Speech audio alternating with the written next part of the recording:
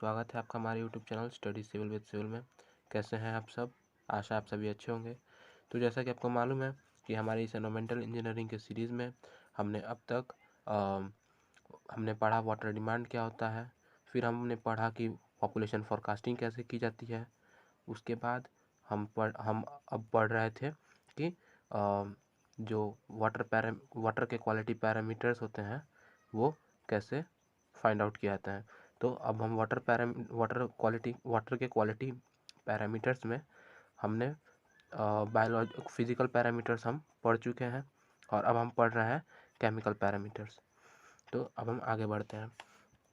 तो जो भी वाटर के केमिकल पैरामीटर्स होते हैं वो क्या होता है? तो the property which define chemical quality of water is considered to be chemical parameter. मतलब कि वो प्रॉपर्टीज़ जो किसी भी वाटर के केमिकल क्वालिटी को कंसिडर करती है, यानी केमिकल क्वालिटी कैसी है उसको डिफाइन करती है कि किसी वाटर की क्वालिटी कैसी है, वो प्रॉपर्टी उस वाटर की केमिकल पैरामीटर कहलाती है। ठीक है।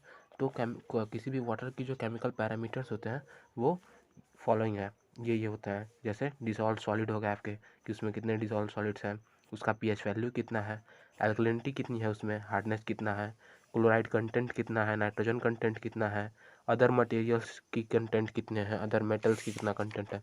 तो ये सब जितने भी मैंने ये जितने भी प्रॉपर्टीज़ बताएं वो सभी क्या करते हैं, हमारे वाटर की क्वालिटी को डिफ़ाइन करते हैं, या फिर एक तरह से कह सकते हैं कि कंसीडर करते हैं, डिफ़ाइन करते हैं, बताते हैं कि ये वाटर कैसा है। जैसे अभी पीएच के बारे में बात हुआ, तो पीएच से हम बता सकते हैं कि वाटर कैसा है, बेसिक है कि एसिडिक है। डिजॉल्व सॉलिड से हम बता सकते हैं कि वो वाटर का जो कलर है वो आपका कैसा है।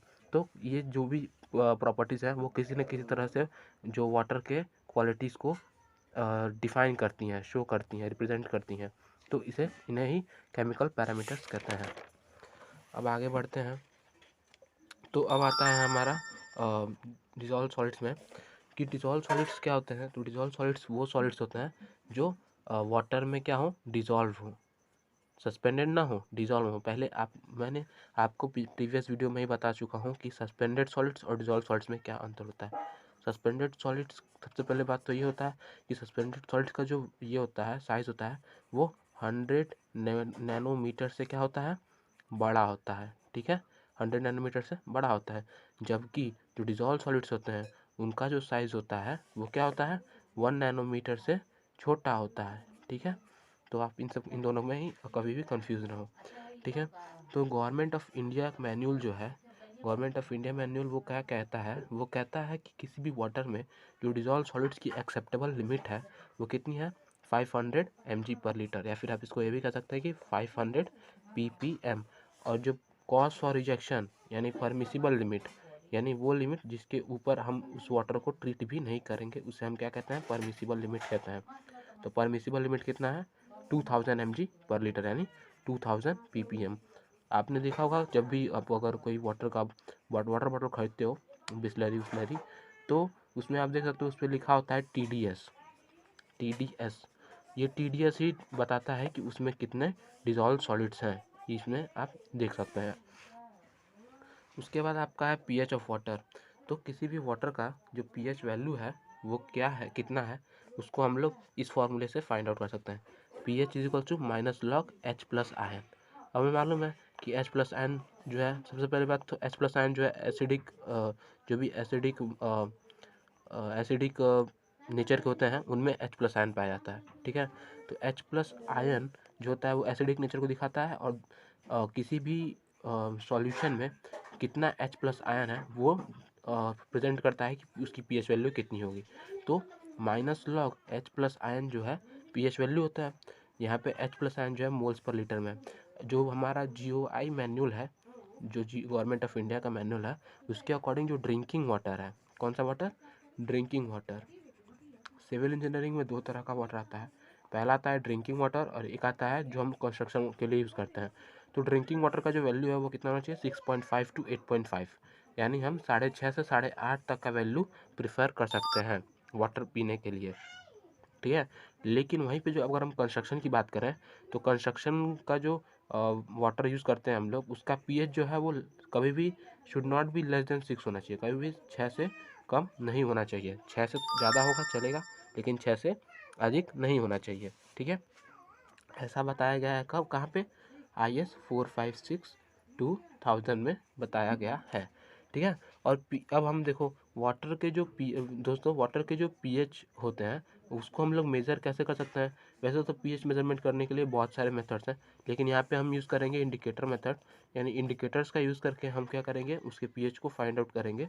और इसमें जो हम लोग जो इंडिकेटर्स यूज़ करेंगे वो होगा कौन, मेथाइल ऑरेंज और फिनाफ्थैलीन, मेथिल ऑरेंज और फिनाफ्थैलीन, ठीक है। तो मेथिल ऑरेंज क्या यहाँ पे बताया गया है, मेथिल ऑरेंज जो होता है वो होता है आपका एसिडिक इन नेचर, ठीक है। और फिनाफ्थैलीन जो होता है वो आपका होता है क्या, बेसिक इन नेचर, ठीक है। अब फिनाफ्थैलीन जो मेथिल ऑरेंज होता है, मेथिल ऑरेंज का जो वर्किंग एरिया होता है, मतलब कि वो कितने रेंज में जो है इंडिकेट करेगा, शो करेगा कि हाँ वाटर का पीएच वैल्यू कितना है, ठीक है। तो ये शो करता है आपको कितने में, 3.1 टू 4.4, ठीक है। कितना, 3.1 टू 4.4, इस पीएच रेंज में जो है ये अपना ये पीएच रेंज इसका वर्किंग रेंज है, इतने में ये अपना जो कलर है वो इंडिकेट करता है, कलर बदलता है, ठीक है। और अब बात होती है फिनाफ्थैलीन की, तो फिनाफ्थैलीन बेसिक इन नेचर है, और ये जो होता है वो आपका इसका होता है 8.6 टू 10.3, ठीक है। ये जो है 8.6 से 10.3 के बीच में आपका कलर इंडिकेट करता है, ठीक है। अब देखिए, अब बहुत आदमी को ये होता है कि हम ये भूल जाते हैं कि ये कितने से कितने रेंज में होता है, और ये ऐसे क्वेश्चंस आते हैं SSCJ में, ठीक है। तो ऐसे क्वेश्चन जब SSCJ में आते हैं और हमको ये याद रखना है, तो इसका बहुत सिंपल फार्मूला है, ये ट्रिक है। आप क्या कर सकते हैं, M जो अगर आपने मेरा जो अल्फ़ाबेट का सीरीज़ देखा होगा रीजनिंग में, तो M की जो वैल्यू होती है, प्लेस वैल्यू, वो होती है कितनी, 13, कितनी होती है, 13। अगर आप 13 को उल्टा कर दें तो आपको 31 मिल जाएगा, ठीक है। 3.1, 31 को आप कैसे लिख सकते हैं, 3.1, ठीक है। तो आप किसी ने एक मतलब एक तरह का ये आपको एक नहीं कह सकते हैं कि आपको एक तरह का लिंक मिल जा रहा है, जिसके थ्रू आप ये इनडायरेक्टली याद रख सकते हैं कि 3.1 से लेके इसका चालू होता है और कहाँ तक चलता है, 4.4 तक। मतलब इसमें, और इसमें जुड़ भी कितना रहा है, देखिए 3.1 है और इसमें जुड़ कितना रहा है, 13 ही जुड़ रहा है, 1.3 जुड़ रहा है, तो कितना हो रहा है, 4.4। तो ऐसे आप याद रख सकते हैं कि 3.1 टू 3.1 में कितना जुड़ा, 13 जुड़ा, और फिर आपका 4.4 आ गया। और ऐसे ही आप याद रख सकते हैं किसका, फिनाफ्थैलीन का। फिनाफ्थैलीन का कैसे याद रख सकते हैं, तो फिनाफ्थैलीन का जो प्लेस वैल्यू होता है वो कितना होता है, 16 होता है, और 16 का हाफ कितना होता है, 8 होता है। 16 का हाफ कितना होता है, 8 होता है, और 8.6 यानी इसका 6, तो 8.6 हो गया। और इसमें भी जो आपका वैल्यू बढ़ रहा है, वो आपका वैल्यू कितना बढ़ रहा है, इसमें आपका वैल्यू बढ़ रहा है 4, और यहाँ पे 17, यहाँ पे जो आपका वैल्यू बढ़ रहा है वो बढ़ रहा है 17, यानी अप्रॉक्स 16। तो आप कह सकते हैं, आप यहाँ पे 16 भी लिख सकते हैं, 10.2 भी कर देंगे तो उसमें कोई बहुत बड़ा इफेक्ट आ नहीं जाएगा, अप्रॉक्स वैल्यू वही होगी। तो इससे आप बता सकते हैं कि जो फिनाफ्थैलीन का वर्किंग रेंज होता है वो कितना होता है, 8.6 टू 10.3। तो ऐसे आप याद रख सकते हैं। अब यहाँ पे जो इन्हीं इंडिकेटर्स का है कि कलर क्या होता है, तो मेथिल ऑरेंज का जो कलर होता है एसिडिक में वो कितना होता है, रेड होता है, और बेसिक मीडियम में कितना हो जाता है, येलो हो जाता है। मतलब ये एसिडिक में रेड होता है, ठीक है, यानी ये जो है 3.1 वैल्यू पे जो है रेड कलर में होगा, और जब इसको हम लोग बेसिक में डालें, मतलब बेसिक क्या बोलते हैं, सॉल्यूशन में डालेंगे, बेसिक मीडियम में, तो इसका जो कलर होगा वो कैसा हो जाएगा, येलो हो जाएगा। और वहीं फिनाफ्थैलीन जो होता है क्या होता है, एसिडिक में कलरलेस होता है, कैसा होता है, कलरलेस होता है एसिडिक में, और बेसिक में कैसा हो जाता है, पिंक हो जाता है, ठीक है। मतलब कि एसिडिक मीडियम में रहेगा तो कलरलेस रहेगा, और जो अगर मीडियम बेसिक मीडियम में गया, मतलब कहाँ पे 8.6 से लेके 10.3 में, तो इसका जो कलर होगा वो कितना हो जाएगा, कैसा हो जाएगा, पिंक हो जाएगा। अब एक लिटमस पेपर, यहाँ पे लिटमस पेपर के बारे में बात नहीं किया गया है, क्योंकि हम लिटमस पेपर का यूज़ नहीं करते डोमेस्टिक वाटर के क्वालिटी पैरामीटर्स को फाइंड आउट करने के लिए। लेकिन फिर भी लिटमस जो है एक बहुत बड़ा बेसिक, जो कहते हैं, अगर कलर इंडिकेटर का बात हो रहा है तो एक बेसिक इंडिकेटर है जिसका हर जगह यूज़ होता ही है कहीं ना कहीं। तो इसके बारे में भी आपको मालूम होना चाहिए, कभी कभी पूछ देता है लिटमस के बारे में भी। तो जो आपका लिटमस पेपर होता है उसका जो न्यूट्रल कलर होता है, मतलब कि अगर वो किसी भी रेंज में नहीं रह रहा है, यानी कितने पे, पीएच वैल्यू 7 पे, पीएच वैल्यू 7 पे जो इसका कलर होता है वो कितना होता है, कैसा होता है, पर्पल होता है। ठीक है, पीएच वैल्यू जो पीएच वैल्यू 7 पे इसका जो कलर होता है वो कैसा होता है, पर्पल होता है। और वही अगर आप एसिड में डाल रहे हैं तब, तो एसिड में आपका हो जाएगा रेड और बेसिक में आपका कैसा हो जाएगा, ब्लू। अब इसमें भी बच्चों को याद नहीं रहता कि कलर का कैसे याद रखें। ठीक है, बहुत दिक्कत वाली बात है। तो इसको आप ऐसे याद रख सकते हैं कि मैथिल ऑरेंज का तो आप ऐसे ही कर सकते हैं कि ऑरेंज है, पहले रेड था एसिडिक में, ठीक है, रेड कलर का था, उसके बाद कैसा हो गया, येलो हो गया। ठीक है, ऑरेंज है तो येलो कलर में हो गया, रेड। और आपको मालूम होगा एक बहुत बेसिक सा ये है, अगर आपने पहले मतलब कलर वाटर कलर यूज़ किया होगा तो आपको मालूम होगा कि रेड और येलो को मिलाने से कैसा कलर बनता है, रेड और येलो को मिलाने से आपका ऑरेंज कलर बनता है। तो आप कह सकते हो कि ऑरेंज कलर जो है रेड और येलो का मिला के बनता है, तो रेड प्लस येलो, यानी कल एसिडिक में रेड और बेसिक में येलो। ठीक है, आप ऐसे याद रख सकते हैं। या फिर एक और चीज़ है कि मतलब अगर याद रखना चाहे तो आदमी बहुत तरह से याद रख सकता है कि यहाँ तो ठीक है रेड है, आदमी को मालूम चल जाएगा कि यहाँ पे रेड है, और बेसिक यहाँ पे B, basic medium B, B आगे से 2 नंबर पे होता है। अल्फ़ाबेटिक सीरीज़ में आप अगर देखें तो ये ए फिर बी, मतलब बी जो है आगे से सबसे आगे से दूसरे नंबर पे है, और वाई जो है पीछे से दूसरे नंबर पे है कि नहीं, यानी वाई जेड। तो आप ऐसे भी लिंक करके याद रख सकते हैं। डिफरेंट टाइप्स ऑफ मेथड है, लोग को जैसा अच्छा लगे आप याद रख सकते हैं, चाहे तो ऐसे याद रख सकते हैं, चाहे तो आप खुद का भी कोई अगर आपको टेक्निक याद हो तो आप उससे भी याद रख सकते हैं, कोई मैटर नहीं करता उसमें। अब बात आती है फिनाफ्थैलिन की, तो ये एसिडिक में कैसा होता है, कलरलेस होता है, और पी फॉर फिनाफ्थैलिन, और बेसिक में पी फॉर पिंक। तो ये तो बहुत ईजी है। लिटमस में आपका वैसे तो पर्पल कलर होता है न्यूट्रल में, ठीक है, फिर यहाँ पे भी क्या होता है, रेड। आप देख रहे हो तो बेसिक में एसिडिक में रेड ही आ रहा है, तो इन्हीं तीनों को हमको ज़्यादा बेसिकली याद रखना होता है। तो आप ऐसे भी कह सकते हैं कि जो एसिडिक में होते हैं वो सब कैसे होते हैं, रेड होते हैं। और ये जो होता है बेसिक में कैसा होता है, ब्लू होता है, B for basic, B for blue. तो ये आप आसानी से याद कर सकते हैं। अब देखिए यहाँ पे जो मैंने अभी को वहीं पे बात बताई थी कि सस्पेंडेड सॉलिड्स का जो वैल्यू होता है वो कैसा होता है, 100 नैनोमीटर से क्या होता है, बड़ा होता है। वहीं पे जो डिजॉल्व सॉलिड्स होते हैं वो कैसे होते हैं, 1 नैनोमीटर से भी छोटे होते हैं। ठीक है, यहाँ पे एनएम मतलब नैनोमीटर, 10.9 10⁻⁹ मीटर।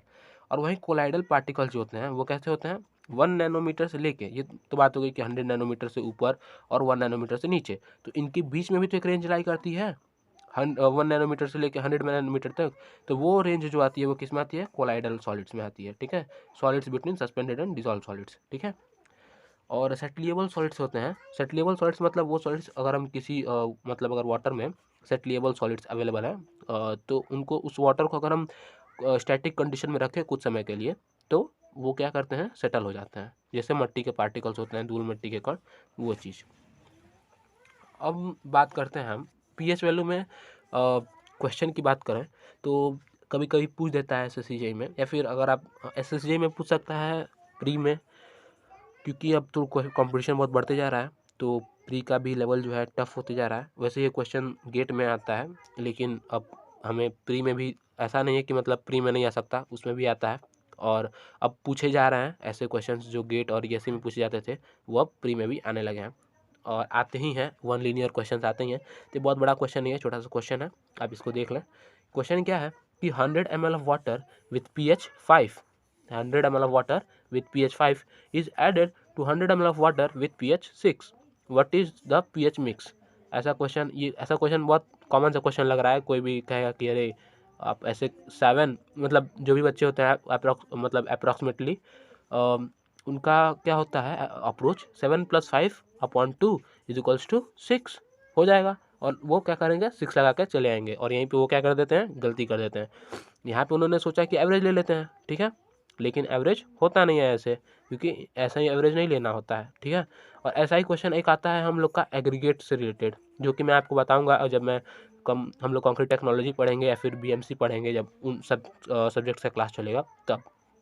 तो एग्रीगेट में भी आता है कि अगर फाइन एग्रीगेट है और उसका वैल्यू हमने इतना लिया, कोर्स एग्रीगेट है उसका वैल्यू इतना लिया, तो फाइन एग्रीगेट का फाइन मतलब फाइनेस मॉडुलस एक ऐसा नहीं होता है, ऐसा होता है कि finance modulus of aggregate is this, और हमने इसको इतना लिया, और फिर एक और एग्रीगेट है जिसका फाइनेंस मॉडुलस इतना है और उसको हमने इतना वेट में लिया, तो और इन दोनों का मिक्स कर दिया, तो बताइए कि जो अब मिक्स बना वो उसका कितना फाइनेंस मॉडुलस होगा।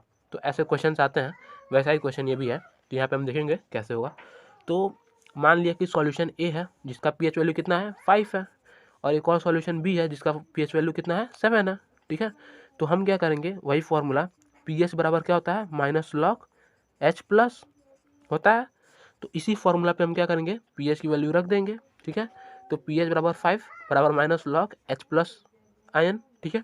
अब हम इसको सॉल्व करेंगे, अगर हम इसको सॉल्व करें तो हमारा क्या आएगा, एच प्लस आयन में जो वैल्यू आएगा वो 10⁻⁵ मोल पर लीटर आएगा। सॉल्व करना बहुत मतलब टफ नहीं है, आराम से कोई बता सकता है। यहाँ पे बेस में 10 है, सबको मालूम होगा कि क्या होता है 10⁻2 अगर 100 है, अगर हम यहाँ पे लिखता हूँ, वहाँ पे बहुत खच पच हो जा रहा है, 10⁻100 अगर है तो इसको अगर हम लिखें लॉग में तो क्या लिखेंगे, लॉग, ठीक है, 10⁻100 इज इक्वल्स टू 2 लिख सकते हैं। वैसे ही लॉग यहाँ पे बेस हम 10 लेते हैं, अगर यहाँ पे कोई बेस नहीं दिया गया तो हम यहाँ पे बेस क्या लेते हैं 10 लेते हैं। लॉग 10 पे पावर अगर h प्लस मतलब log 10 base h plus is equals to कितना है, हमारा यहाँ पे है 5 और ये माइनस है, तो ये माइनस अगर हम यहाँ पे ले लेते हैं तो यहाँ पे आ जाएगा, ठीक है। लॉग 10 बेस h प्लस बराबर -5। तो यहाँ पे हम लिख सकते हैं कि h प्लस जो होगा, ठीक है, जो h प्लस होगा वो कितना हो जाएगा 10⁻⁵ है कि नहीं। ऐसे ही इसी फॉर्मूला से जैसे यहाँ पे हुआ है, ठीक है। तो हम क्या करेंगे, ऐसे ही एच सॉल्यूशन एक हमने निकाल लिया कि उसमें जो एच आयन्स का जो ये है डेंसिटी वो कितना है 10⁻⁵ मोल पर लीटर। वैसे ही हम सॉल्यूशन बी का निकालेंगे। सॉल्यूशन बी का कितना था, एच प्लस आयन का पीएच वैल्यू कितना था 7 था, तो इसका एच प्लस जो आयन निकालेंगे हम लोग कितना आएगा 10⁻⁷ मोल पर लीटर। अब क्या करेंगे, ये हमको मिल गया एच ए का और ये हमको मिल गया एच बी का, ओके। तो एच ए एच बी का हमको वैल्यू मिल गया, एच ये मिल गया। अब हम एच मिक्स निकालना चाहेंगे तो हम क्या करेंगे, एच ए, ठीक है, मतलब एच आयन का हमारा जो भी वैल्यू हमको मिला है वो इनटू वॉल्यूम ए। हमारा वॉल्यूम कितना था ए का, तो हमारा वॉल्यूम ए का हम देखें तो यहाँ पे वॉल्यूम दिया है 100 ml ऑफ वाटर, यहाँ पे भी और यहाँ पे भी दोनों का 100 ml ऑफ वाटर है।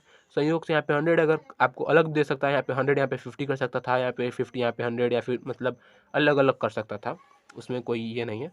तो हम क्या करेंगे, H plus ion into volume of A और फिर प्लस, ठीक है, ये हो गया। फिर एच प्लस बी का आयन, बी सॉल्यूशन बी का H plus ion into volume of B और अपॉन में क्या कर देंगे हम इसका volume of A plus volume of B, okay.